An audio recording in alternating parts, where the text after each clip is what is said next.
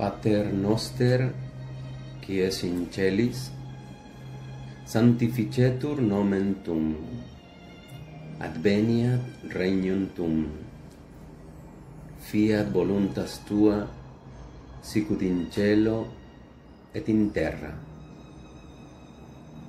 Panem nostrum quotidianum da nobis hodie, et dimiti nobis debita nostra, sicut et nos dimittimus debitoribus nostris, et ne nos inducas in tentationem, sed libera nos a malo.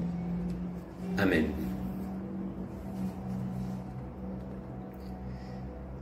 La relación y experiencia de hijo, exclusiva y sin igual, de Jesús respecto a su Padre, sustenta y anima el anuncio de la llegada del reino de Dios, su oferta incondicionada de salvación, su libertad y autoridad en su acogida a los pecadores y su interpretación de la ley.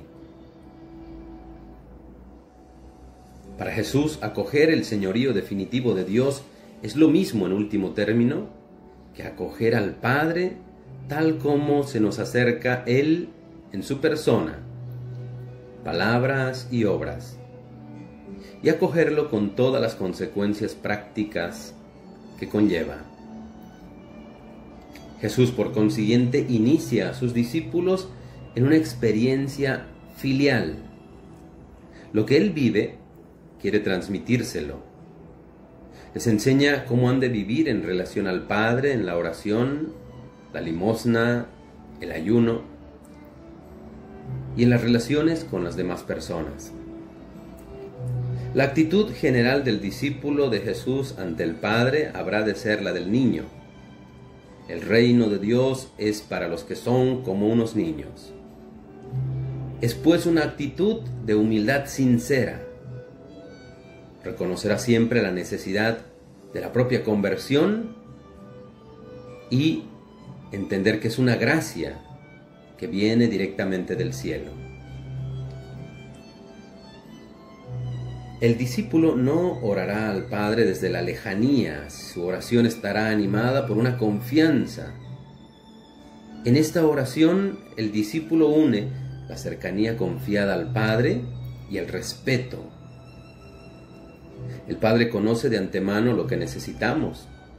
El discípulo no gastará muchas palabras en su oración, ni dejará de exponer confiadamente al Padre sus necesidades y sus deseos. Jesús, a petición de sus discípulos, les enseñará la oración del Padre Nuestro, en donde el discípulo se dirige directamente al corazón de Dios, llamándolo sin rodeos Abba, Papito, como lo hacía Jesús, y como antes de él no lo había hecho nadie. El orante pide el pan necesario hoy, porque pensar en el mañana no tiene sentido. La última petición muestra que el hombre no es capaz de sostenerse por sus solas fuerzas en su nueva relación con Dios, y solo puede lograrlo si Dios lo preserva del hundimiento en la prueba última. Israel considera que la ley es una expresión de la voluntad de Dios. Jesús, pues, fue un israelita piadoso. Estuvo sometido bajo la ley. Pero Jesús representaba a la vez la voluntad definitiva de la salvación de Dios. Por esto es necesario exponer qué pensó Jesús de la ley mosaica y cómo se condujo respecto a ella. Jesús denuncia el legalismo con que se entendían frecuentemente los mandamientos. Jesús critica a sus oponentes, fariseos y maestros de la ley, confrontándoles directamente con la voluntad de Dios. Y por ello se rehúsa a seguirles el juego de definirla por el rodeo de la letra de la ley. Podemos comprobar lo dicho en el asunto de lo puro y de lo impuro, diferencia que juega un papel tan importante en la historia de las religiones. Ante la acusación de sus discípulos de no guardar las tradiciones de los mayores al comer con las manos impuras, Jesús sentencia: no mancha al hombre lo que entra en él por la boca, sino lo que sale de su corazón. Otro tanto pudiéramos decir de la reserva de Jesús respecto a la controversia sobre el día sábado. El sábado era el día consagrado al Señor. No se permitía en ese día, entre otras cosas, por ejemplo, curar a los enfermos. Las críticas de Jesús a cómo se entendía y practicaba aquel precepto las justifica con esta sentencia escrita en el Evangelio de San Marcos: el sábado ha sido hecho para el hombre y no el hombre para el sábado. Jesús va a lo profundo. Lo que importa es atender a la oferta de salvación de Dios que Él proclama. Todo esto nos lo confirman así las llamadas antítesis del Sermón de la Montaña. En ellas Jesús no sigue la costumbre de los maestros de la ley que oponían su interpretación a la de otro maestro, apoyándose en la Sagrada Escritura. Jesús opone directamente e inmediatamente su palabra a la palabra de la ley. Al obrar así, muestra Jesús una autoridad sin igual. Se coloca por encima de Moisés, y puesto que para el judaísmo por encima de Moisés solo está Dios, se pone exactamente a la altura de Dios. Conoce y proclama directamente la voluntad de Dios, que se ha acercado con su salvación definitiva al hombre. Con ello, Jesús rechaza la pretensión de los maestros de la ley de fijar en la letra todo el alcance de la voluntad de Dios. Jesús no niega la ley, Él la lleva al cumplimiento hasta sus últimas consecuencias. A la pregunta de un maestro por el primer mandamiento de la ley, Jesús responde en el Evangelio de San Marcos. El primero es: escucha, Israel, el Señor nuestro Dios es el único Señor. Amarás al Señor tu Dios con todo tu corazón, con toda tu alma, con toda tu mente y con todas tus fuerzas. Y el segundo es semejante: amarás a tu prójimo como a ti mismo. No hay otro mandamiento mayor que este. Desde esta síntesis de amor especifica Jesús el nuevo sentido al mandamiento de la ley de amar al prójimo. Amar al prójimo como a uno mismo. Según la ley exige ponerse en el lugar del prójimo. Jesús invierte aquel concepto de prójimo en la parábola del buen samaritano. Próximo al hombre caído, herido y despojado, fue aquel extranjero y enemigo que se aproximó a él, cargó con él y lo ayudó. Prójimo del caído fue precisamente un extraño y un enemigo. Para Jesús, prójimo es también el otro, el extraño que te reclama desde su necesidad. A ese hay que amarlo. Jesús lleva hasta sus últimas consecuencias el precepto del amor al prójimo. Para cumplir el mandamiento de Jesús, no basta pues con ponerse en lugar del otro y obrar en consecuencia. Si no se está bien dispuesto a salir al encuentro del otro, que es un extraño para nosotros, y dar la vida. Esta parábola no es solo un ejemplo moral para apoyar alguna ley. Expresa también lo que está aconteciendo con Jesús. Dios, en Él, se está acercando con su salvación definitiva al hombre extraño, inclusive al enemigo. Jesús recomienda no recurrir a la violencia contra quienes nos hagan daño, en una palabra que de momento nos suenan duras. Jesús llama a sus oyentes a romper la cadena de este mundo viejo. y que desde la libertad así alcanzada obren como hijos de Dios, tal como se está manifestando en Jesús.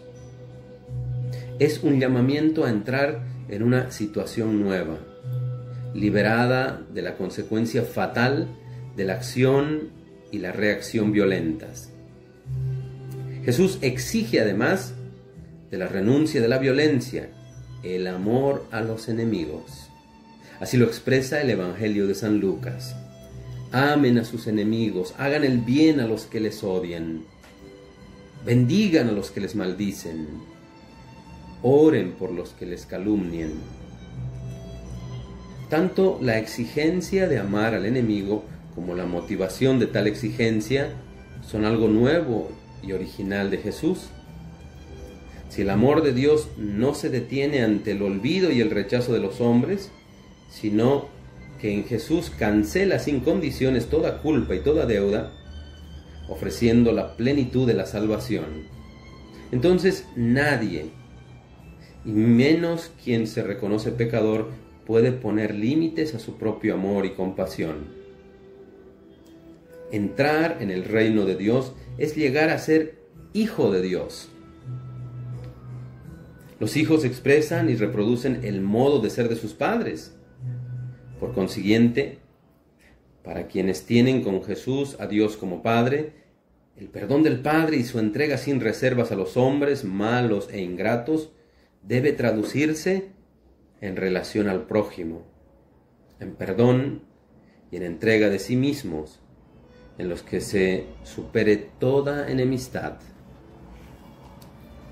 Jesús exige a sus discípulos que hagan el bien al prójimo, no por la recompensa que esperan en este mundo, sino a cambio de nada. Expone Jesús esta cualidad del amor del discípulo al prójimo en una recomendación que dirige a un hombre que le había invitado a comer. Así lo leemos en el Evangelio de San Lucas. Cuando tú des una comida, no invites a tus amigos, a tus hermanos o a tus parientes, no sea que ellos a su vez te inviten a ti, con lo que quedas ya pagado. Más bien, cuando des un banquete, invita a los pobres, a los lisiados, a los ciegos. Dichoso tú si no pueden pagarte. Recibirás tu recompensa en la vida eterna. La reserva que Jesús muestra, sin duda, respecto a la riqueza, obedece a una profunda razón teológica. Nadie puede servir a dos amos. En su oposición al dinero, que puede traducirse por riquezas, aparece como un ídolo. Esto sería una idolatría.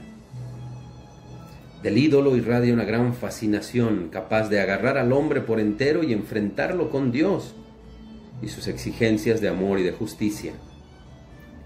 Hay pues una íntima conexión entre la experiencia de hijo de Jesús y su vida pobre. Apoyada en esa experiencia, Jesús exhorta a sus discípulos a liberarse de algo tan propio del ser humano como la ansiedad, la preocupación por el sustento y el vestido en el futuro. Quien se deja ganar por el dinamismo del mensaje de Jesús subordina su trabajo y todos sus esfuerzos a la causa de Dios, que implica también la de los hombres. De cara al mañana que no está en su mano, pide como hijo al Padre y recibirá siempre de Él lo necesario. Finalmente, las bienaventuranzas resumen su gran mensaje y su enseñanza. En la tradición de la sabiduría judía, se solía declarar felices a quienes cumplían determinadas condiciones. Las bienaventuranzas, especialmente en el Evangelio de Mateo, también presentes en Lucas, Jesús las dirige a los discípulos, pero no exclusivamente a ellos. Son válidas para todos. Implica a la vez don de Dios y exige ser una motivación que lleve al hombre a cumplirlas. En el episodio del joven rico, lee la mencionada encíclica la conexión entre el mandamiento de la ley de Dios y las bienaventuranzas. Para entrar en la vida, el cumplimiento de la voluntad de Dios expresada en los mandamientos ha de ser llevar hasta las últimas consecuencias el camino de las bienaventuranzas, porque allí se describe el reino de Dios en su plenitud.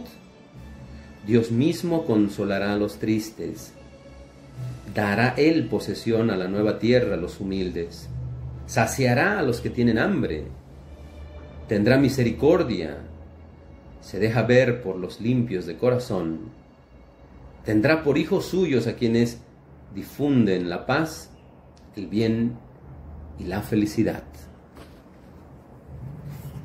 Ave María, gracia plena, Dominus tecum, benedicta tu in mulieribus, et benedictus fructus ventris tui, Iesus. Sancta Maria, Mater Dei, ora pro nobis peccatoribus, nunc et in hora mortis nostre. Amén.